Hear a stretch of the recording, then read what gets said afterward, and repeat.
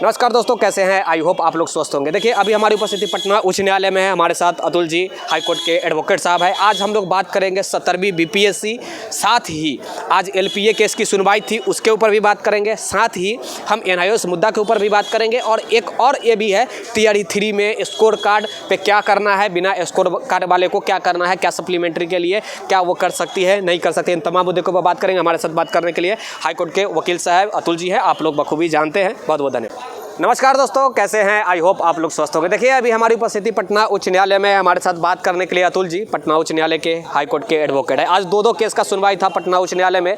एक 17वीं बीपीएससी को लेकर, री एग्जाम को लेकर, दूसरी तरफ एलपीए यानी कि डबल बेंच में जो 9-9 जो जजमेंट आ चुका है टीआरई 1 को लेकर, उस केस का भी आज ही सुनवाई था। साथ ही एनआईओएस वाला भी एक बड़ा मुद्दा अभी बिहार में है और एनआईओएस को लेकर बार बार आवाज़ देते हैं, आवाज़ उठाते हैं। इसके लिए भी आपको तहे दिल से धन्यवाद। और इन तमाम मुद्दों के ऊपर क्या कुछ आज कोर्ट में हुआ है, सबसे पहले हम 17वीं से स्टार्ट करेंगे। 17वीं बीपीएससी को लेकर क्या चली है आज?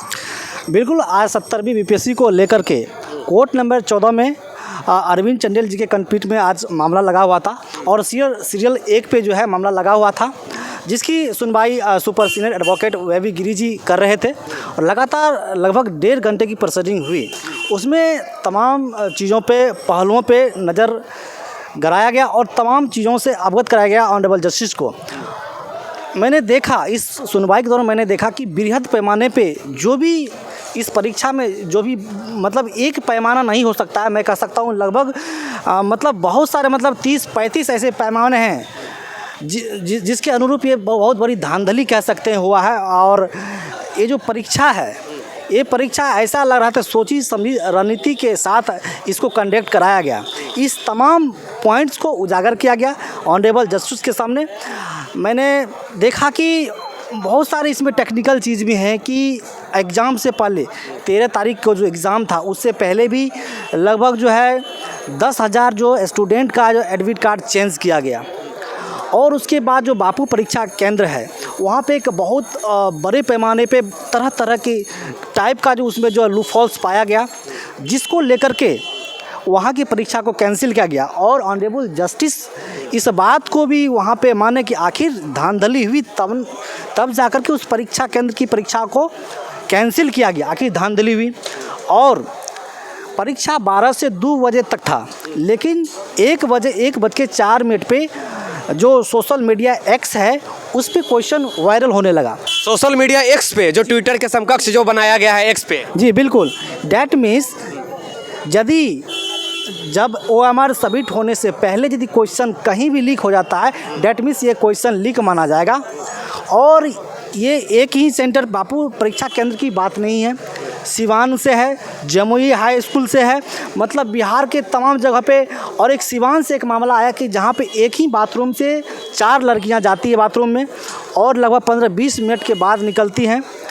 और उससे एक कयास लगा जा रहा है कि एक बाथरूम में 4 लड़कियाँ क्यों गई, एक साथ क्यों गई और 15-20 मिनट के बाद। इससे क्वेश्चन लीक का मामला जोड़ा जा रहा है। बाथरूम में हो सकता है कि पढ़ाया जा रहा हो या फिर जो भी पेपर पहले से रखा गया हो, इस तरह के और किसी प्रकार के इलेक्ट्रॉनिक्स गैजेट। बिल्कुल। और स्मार्ट वॉच लेकर के बहुत सारे अभ्यर्थी चले गए थे, कई लोग फ़ोन लेकर चले गए थे। और कहीं का मामला ये है कि जो जैमर लगा होता है, जो परीक्षा केंद्र में जैमर लगा होता है, वहाँ जैमर बिल्कुल काम नहीं कर रहा था। कहीं पे लाइट कट गई तो कहीं पे क्वेश्चन का जो है जो सील फटा मिला।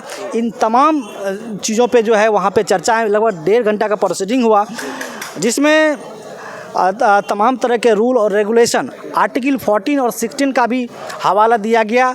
हमारे जो जस्टिस थे उसको कंसर्न में लिए, तमाम चीज़ों को बारीकी से किए। उसके बाद जो सरकार के जो एडवोकेट्स थे, उन्होंने अपनी बात रखा। लेकिन तमाम चीज़ों को समझने बूझने के बाद जो ऑनरेबल जस्टिस अरविंद चंदेल जी हैं, उन्होंने जजमेंट को सेकेंड हाफ तक के लिए रिजर्व रख लिया है। अब सवाल ये उठता है कि 26 तारीख को बीपीएससी की ओर से कहा जा रहा है कि जो प्री का जो है रिजल्ट जारी कर देंगे।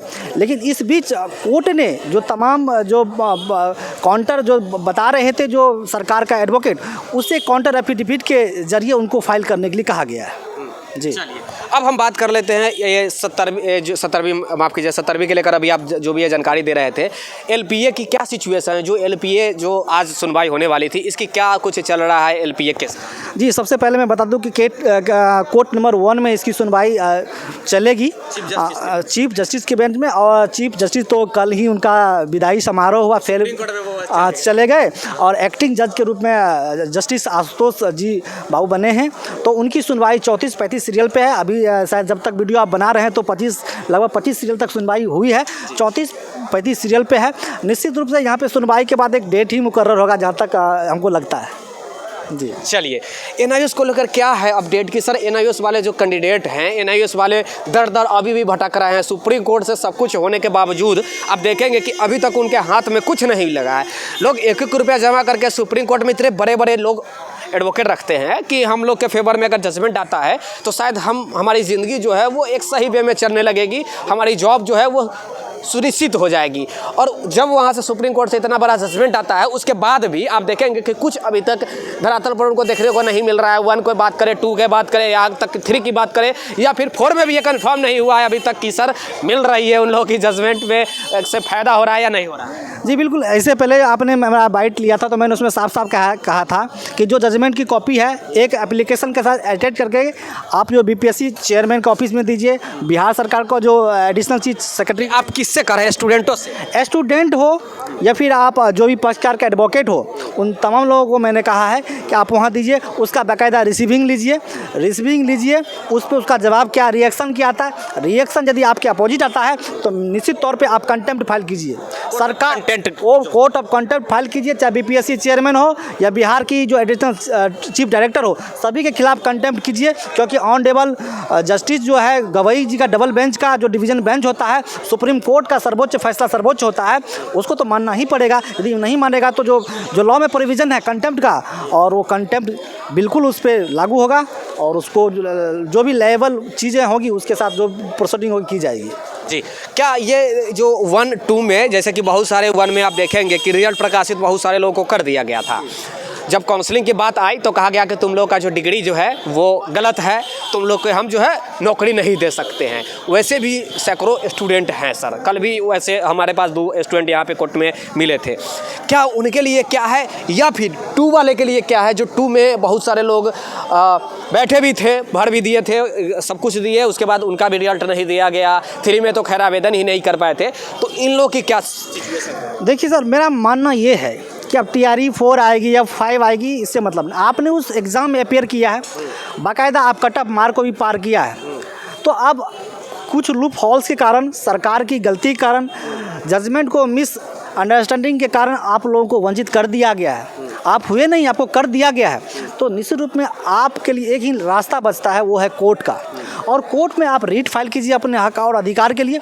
मैं तो बता रहा हूँ साहब, मैं ये नहीं कह रहा हूँ कि मेरे पास आइए, किसी के पास भी जाइए, अपने अधिकार के लिए रीट फाइल कीजिए और सरकार से रली जीत आपके साथ है। क्योंकि सुप्रीम कोर्ट का जजमेंट आपके पक्ष में है, सारा चीज़ आपके पक्ष में है। तो फिर जो भी संवैधानिक अधिकार आर्टिकल 14 और 16 जो भी लोक नियोजन में समान भागीदारी की जो बात कही गई है, उसके साथ आपके साथ कोई खिलवाड़ नहीं कर सकता, उससे कोई वंचित नहीं कर सकता है। निश्चित रूप से रीट फाइल करें। आपकी इस मैटर में मैं कह सकता हूं कि जीत 100% सुनिश्चित है। क्योंकि कोर्ट में किसी भी मामले में आप 100% नहीं कर सकते, लेकिन जो आपका ये मामला है कि आप एग्ज़ाम दिए, आपका रिजल्ट प्रकाशित नहीं किया गया, या TRE फर्स्ट में सप्लीमेंट्री रिजल्ट दिया लेकिन उसका काउंसलिंग नहीं कराया गया, इस मैटर में मैं कह रहा हूँ, मैं 100% गारंटी देता हूँ, इसमें यदि आप रीट फाइल करें बिल्कुल स्वीटी बिल्कुल जीतेगी, आपकी अपॉइंटमेंट हो जाएगी। मैं इसकी गारंटी देता हूँ। अभी 3 को लेकर क्या है? 3 में लोग तो कह रहे थे कि सप्लीमेंट्री आएगी, अब तो मिनिस्टर साहब भी कंफर्म कर दिया कि भाई कोई सप्लीमेंट्री नहीं आने जा रहा है। 4 की तैयारी में लोग जुट गया है, विभाग जुट गया है। तो क्या 3 वाले क्या करें? इंतजार करें कि गवर्नमेंट अपने से देगी तो अच्छी बात है, नहीं देगी तो हम 4 में जाएंगे? क्या उसका तुक बन रहा है कि भाई हम कोर्ट का शरण ले सकें या जो भी? देखिए, 3 सप्लीमेंट्री जितने भी सीटों पे रिक्रूटमेंट आती है, ये सरकार का दायित्व तो बनता है कि तमाम सीटों को हम फुलफिल कराएं। क्योंकि यहाँ मेरिट की बात है, आपने कटअप निर्धारित किया है ना, यदि मिनिमम कटअप निर्धारित किया है, यदि आप कटअप निर्धारित नहीं करते तो फिर जो भी सरकार करे चलता, लेकिन आपने कटअप निर्धारित किया कि इतना क्वालिफाई करने के बाद उसको योग्य माना जाएगा। अब उसके बाद जो मेरिट में आएंगे ऊपर से उठाया जाएगा। तो निश्चित रूप से यहाँ क्लियर हो जा रहा है कि भाई जो भी सीट बच रहा है और तब तक उसको फिल करना है, उतने चरण में नीचे तक जाना है जब तक कि हमारी सीटें फुल ना हो जाए तब तक। ये तो फिर आपके पक्ष में सारी चीज़ें हैं, तो इसके लिए आपको विज्ञप्ति में लिखा हुआ है कि कोई सप्लीमेंट्री नहीं दिया जाएगा। आप विज्ञप्ति भी शायद 23 का जो है उसमें आप देखे होंगे, उसमें स्पष्ट तरीक़ा से लिखा गया है कि कोई सप्लीमेंट्री रिजल्ट नहीं दिया जाएगा। 1 में दिया गया था, कोई जिक्र नहीं था तो दी, लगभग सीट तो हज़ारों की संख्या में था, लेकिन 25 मात्रा में सप्लीमेंट्री दी, 2 में कुछ नहीं दी, 3 में तो स्पष्ट तरीक़ा से लिख दिया है कि कोई सप्लीमेंट्री नहीं दे रहा है। तो क्या ये कोर्ट की तरफ से तुक बन रहा है कि कोर्ट भाई कहे तो? बिल्कुल, क्यों नहीं बन सकता है? फिर कट ऑफ आप क्यों निर्धारित किए हैं कि जो भी है कि 40% मार्क्स जो लाएंगे वो उसको क्वालिफाई माना जाएगा? ये कट ऑफ क्यों निर्धारित किए हैं? फिर कट ऑफ का तो होना ही नहीं चाहिए था ना। जब आप कट ऑफ निर्धारित किए हैं, डैट मीन्स आपको जो कट ऑफ क्वालिफाई किया है वहाँ तक लेना पड़ेगा जब तक आपका सीट पूरा फुल नहीं हो जाता है। तो ये आपका राइट बनता है, आप कोर्ट में केस फाइल कीजिए। एक तरफ स्कोर कार्ड का स्टूडेंट इंतजार कर रहे हैं, दूसरी तरफ स्कोर कार्ड दिया ही नहीं जा रहा है कि न स्कोर कार्ड रहेगा ना ही लोग कोर्ट जाएंगे। लेकिन क्या बिना स्कोर कार्ड के तुक बन रहा है कि कोर्ट केस हो सके? बहुत सारे लोग तो कर रहे हैं बिना, जब आप स्कोर कार्ड, यही तो बात है ना, स्कोर कार्ड की मांग कीजिए ना।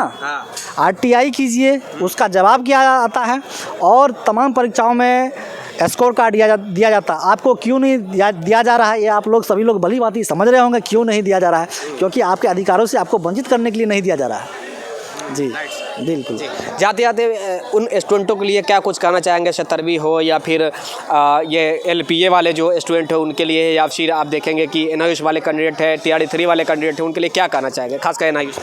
मैं यही कहना चाहूँगा कि आप पढ़े लिखे लोग हैं, सभी लोग अपने अधिकारों से बिल्कुल परिचित हैं। जहाँ भी आपके अधिकारों का वायलेशन हो रहा है, हनन हो रहा है, उसके लिए कोर्ट आइए, कोर्ट में अपने अधिकारों के लिए लड़िए, बिल्कुल आपको न्याय मिलेगा। कोर्ट में जस्टिस होता है, न्याय होता है। न्याय के साथ हम सभी लोग जो एडवोकेट समुदाय हैं, चूँकि कहा जाता है कि advocates are the pillar of justice, हम लोग न्याय का खंभा है, आपके साथ कंधे से कंधे मिला के खड़े हैं, आपको न्याय मिलेगी। 4 पिलर हमारे जो कहा जाता है कि हमारे संविधान में जो है वो 4 ऐसे पिलर है जिस पे ये हमारा जो है पूरा देश टिका हुआ है। चारों का थोड़ा नाम? जी बिल्कुल, चौथा स्तंभ कार्यपालिका न्यायपालिका, इसमें जिसमें है कि आप भी हैं, उसमें भी है। चौथा स्तंभ में आप हैं, बहुत आपकी भी बहुत भूमिका है, जो अंतिम छोर तक अपनी बातों को पहुँचाते हैं, उसका सवाल लेते हैं और लोगों तक पहुँचाते हैं। क्या कुछ गलत हो रहा है तो आपको भी बहुत संविधान का आप दूसरा स्तंभ हुए। बिल्कुल, कार्यपालिका न्यायपालिका, आप न्याय दिलवाने वाले हैं। तो देखिए संविधान का ये दूसरा स्तंभ है और चलिए हम लोग को भी चौथा स्तंभ में शामिल किया गया। इसके लिए बहुत बहुत धन्यवाद सरकार को भी और वकील साहब को भी धन्यवाद। देखिए मैं हर वो प्रश्नों का जवाब रखने का प्रयास किया जिसका आप लोग को बेसब्री से इंतजार था पटना उच्च न्यायालय से। विशेष जानकारी के लिए द टाइम्स ऑफ भारत के साथ अवश्य जुड़ जाइएगा, सब्सक्राइब करके लाइक कर दीजिएगा, शेयर कर दीजिएगा। तब तक के लिए जय हिंद।